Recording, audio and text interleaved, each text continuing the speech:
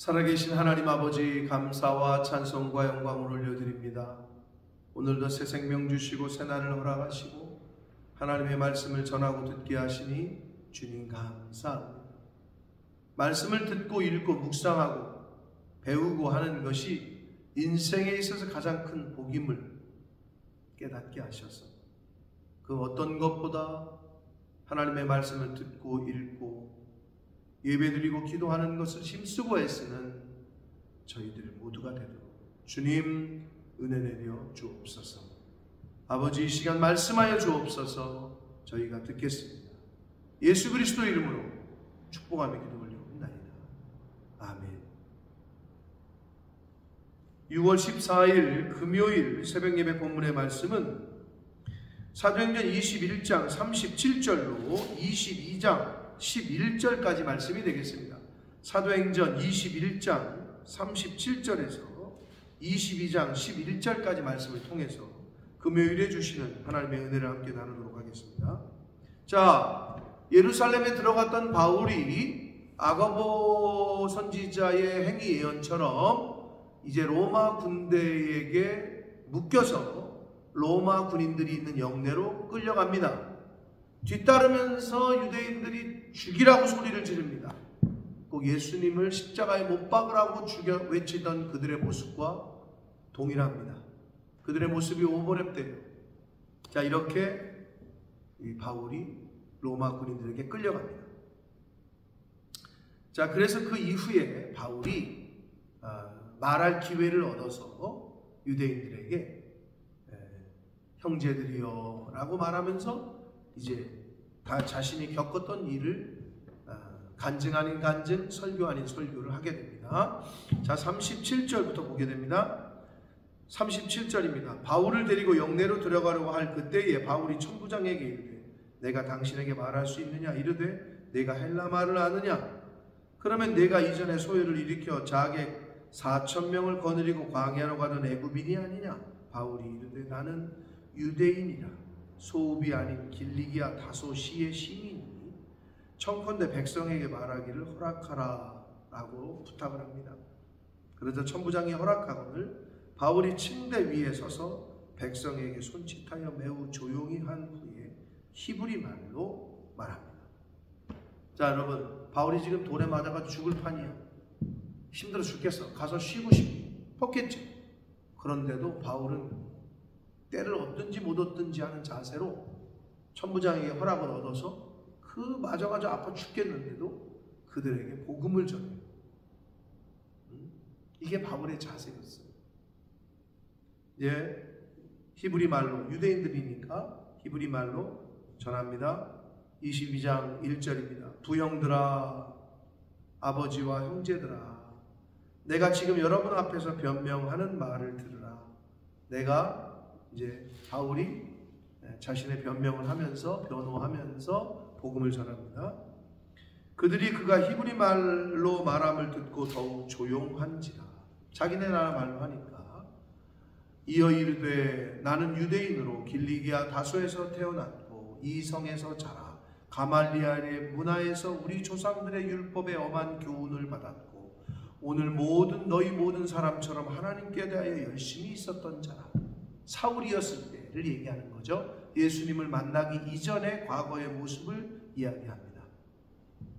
4절, 내가 이 돌을 박해하여 십자가의 돌을 의미합니다. 사람을 죽이기까지 하고 남녀를 결박하여 옥에 넘겼노니. 5절, 이에 대제사장과 모든 장로들이 내 증인이라. 또 내가 그들에게서 다메섹 형제들에게 가는 공문을 받아가지고 거기 있는 자들도 결박하여 예루살렘으로 끌어다가 형벌받게 하려고 가더니 다메섹으로 가는 길이었음을 예수님 만나기 이전의 상황을 설명해요. 6절, 가는 중 다메섹에 가까이 갔을 때에 오정쯤 되어 난 12시예요. 호련히 하늘로부터 큰 빛이 나를 둘러 비치매. 7절, 내가 땅에 엎드려져 들으니 소리 있어 이르되 사울아 사울아 네가 왜 나를 박해하느냐 하시거늘. 그런 음성을 들었다는 거예요. 8절, 내가 대답하되 주님 누구십니까 하니 이르시되 나는 네가 박해하는 나사렛 예수라 하시더라. 그런 음성을 들었다는 거예요. 9절 나와 함께 있는 사람들이 빛은 보면서도 나에게 말씀하시는 이의 소리는 듣지 못했다 라고 이야기를 하고 10절 내가 이르되 주님 무엇을 하리이까? 주께서 이르시되 일어나 다메섹으로 들어가라. 네가 해야 할 모든 것을 거기서 누가 일러줄 것이다 하시거늘 11절 나는 그 빛의 광채로 말미암아 볼 수 없게 되었으므로 나와 함께 있는 사람들의 손에 끌려 다메섹에 들어갔다 라고 이야기합니다. 사랑하는 성도 여러분, 여기까지가 오늘 이제 오늘 주시는 본문의 말씀인데, 자, 바울은 지금 자기가 지금 돌에 맞아가지고 아프기도 하고 거의 반실신한 상태에서도 기회를 포착해서 이제 복음을 전하기로 결심하고 말을 시작합니다. 근데 바울은 자신의 과거, 예수님을 만나기 전의 모습과 예수님을 만나게 된 과정과 그 후의 모습을 이제 얘기를 하거든요. 스데반 집사님의 고별 설교하고도 비슷한 느낌이 있는데요. 이 바울 사도의 지금 이 과거의 모습과 예수님을 만나게 된 경위를 설명하는 과정에서 우리가 알 수 있는 건 뭐냐? 예수님이 없는 종교적 열심은 그 열심이 크면 클수록 자신에게도 해가 되고 다른 사람들에게도 해를 끼칩니다. 그러니까 진리가 없는 종교적 열심은, 즉 한마디로 우상을 숭배하면, 열심히 숭배하면 숭배할수록 자신에게도 해가 되고 다른 가족들을 포함해서 이웃들에게도 해가 된다 라는 것을 바울이 사울이었을 때의 모습을 통해서 우리는 알 수가 있습니다. 또 하나, 이 사울이 예수님을 만났을 때 예수님의 음성을 듣고 뭐라고 얘기해요? 주님 누구십니까? 라고 묻잖아요. 여러분, 오늘날 이 질문, 예수님이 누구야? 예수님이 누구인가 하는 이 질문은 인생을 바꿀 수 있는 아주 중요한 질문입니다. 나에게 예수님이 누구냐? 이걸 저와 여러분은 아시잖아요. 그럼 모르는 이들에게 이 질문을 던져야 되고 그들이 이 질문을 할 수 있게 해야 돼요. 예수님이 누군데? 거기서부터 시작되는 거거든요.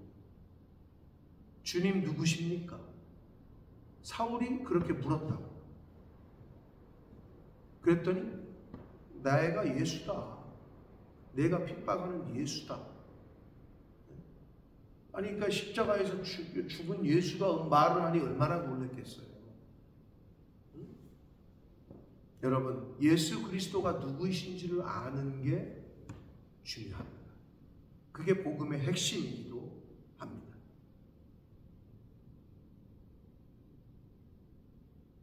예수 그리스도를 만나고 나서 사울은 바울이 됐습니다.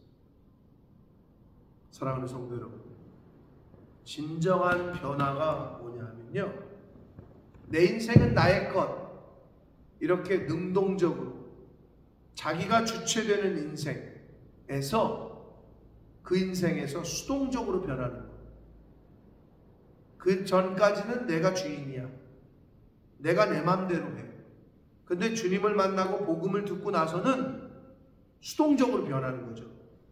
주님이 하라고 하시면 하고, 가라고 하면 가고, 말씀하시면 서고, 말씀하시면 가고, 이게 바뀐 거죠. 그게 진정한 변화라는 거예요. 내 인생의 주인이 나에서 이제는 내 인생의 주인이 내가 아니야. 여러분, 종에게는 자기 뜻이 없어요. 주인의 뜻이 곧 종의 뜻, 자기의 뜻이에요. 내 인생의 주인이 예수 그리스도가 될 때, 그때 진정한 변화가 있게 됩니다. 내가 가고 싶은 데를 가는 거, 내가 하고 싶은 일을 하는 거가 아니에요. 우리 예수님의 사람들은, 예수 믿는 사람들은 예수님의 뜻이 내 뜻이어야 되고, 예수님이 가라고 하는 곳이 고 내가 가야 하는 곳이 되고, 예수님이 하라고 하신 일이 내가 해야 하는 일이 되는 것, 인생의 주인이 나에서 예수님으로 바뀌는 것, 이것이 진정한 변화입니다. 사랑하는 성도 여러분, 여러분의 인생이 변화됐습니까? 예수님을 만나기 이전과 만난 후가 확실히 다릅니까? 아니면 예수님 교회를 다니기 전과 교회를 다니는 후가 확실히 갈라집니까? 아니면 다니기 전이나 다니는 후나 똑같습니까? 똑같을 수가 없어요. 그리고 똑같아서도 안 돼요. 계속해서 변화되려고, 과거의 내 모습은 없애고 죽이고 불태우고 끊어버리려고 힘쓰시고 애써야 돼요. 그래서 그리스도의 장성한 분량에까지 자라가려고 힘쓰고 애쓰는 것, 그게 신앙생활이라니까요. 그게 믿음생활이에요. 교회 생활은요, 나라는 나를 죽이는 훈련을 하는 거예요. 와가지고 이 사람 저 사람 많이 모여있는데 내 성질, 내 의견, 내 기분, 내 감정을 계속 죽이는 훈련을 하는 게 교회 생활이에요. 그게 신앙생활이에요. 교회에 와가지고 자기 주장하고 내 뜻대로 하게끔 하려고. 쉽게 예를 들어요. 목사님이 있어요. 교회 중직자들이 있어요. 당회가 있고 직원회가 있어요. 넓게는 공동의회가 있어요. 근데 목사님이 방향을 제시해, 정책을 제시하고. 근데 목사님은 이렇게 하자 갑시다 했더니 우리는 못 갑니다. 이거 안 된다는 거예요. 주님이 말씀하시면 그냥 가는 거예요. 여러분, 어떤 사람들은 그래. 그거 뭐 공산주의야? 그거 뭐 자기 마음대로 하겠다는 거 아니야? 맞아요. 교회는 하나님 마음대로 하는 거예요. 교회는 근데 그러니까 하나님이면 그렇지요. 목사님은 사람이잖아요. 그 자세가 틀린 거예요. 하나님께서 보내신 종이라고 믿고 그대로 따르고 순종하시는 것에서부터 신앙생활은 시작됩니다. 그럼 잘못된 길 하나님이 판단하셔요. 목회자가 다른 길로 가요? 잘못된 길로 가요? 하나님이 판단하신다고. 왜 그걸 여러분이 판단을 해요? 그거 버리셔야 돼요. 거기서부터 시작됩니다. 신앙생활. 교회 와서는 나를 죽이는 거예요. 그러면 목사님은 뭐하냐? 나를 죽이는 거 잘 도와주시는 분이라고 생각하시는 거예요.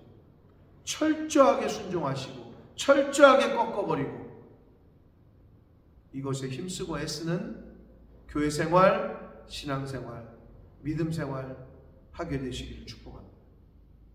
바울은 인생의 주인인 예수님을 만나고 나서 예수님에게 매여, 성령에 매여, 말씀에 매여 인생을 살아갔어요. 그게 진정한 성도로서의 자세고 저와 여러분이 추구해야 될, 본받아야 될 삶인 줄 믿습니다. 그렇게 살려고 힘쓰고 했어요. 그렇게 신앙생활하고 교회생활하는 저와 여러분이 되시기를 예수 그리스도 이름으로 축복합니다. 기도하겠습니다. 살아계신 하나님 아버지, 바울 사도가 자기가 어떻게 예수님을 만났고 예수님을 만나기 전에는 어떤 모습이었고 예수님을 만났을 당시를 유대인들에게 간증을 합니다. 아버지, 수많은 믿음의 선배들의 모습을 말씀을 통해 우리가 보고 듣고 배웁니다. 수많은 현대를 살아가는 사람들의 간증을 듣습니다. 아버지, 그 결과는 인생의 주인이 내가 아니구나. 인생의 주인은 하나님이시구나.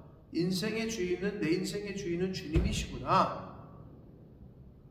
이거를 빨리 깨닫고 내 뜻대로 사는 인생이 아니라 말씀대로, 주의 종의 말씀대로, 교회의 뜻대로 살아갈 수 있는 하나님의 자녀들, 백성들 되어지도록 주님 은혜 내려 주옵소서. 예수 그리스도의 축복합니다.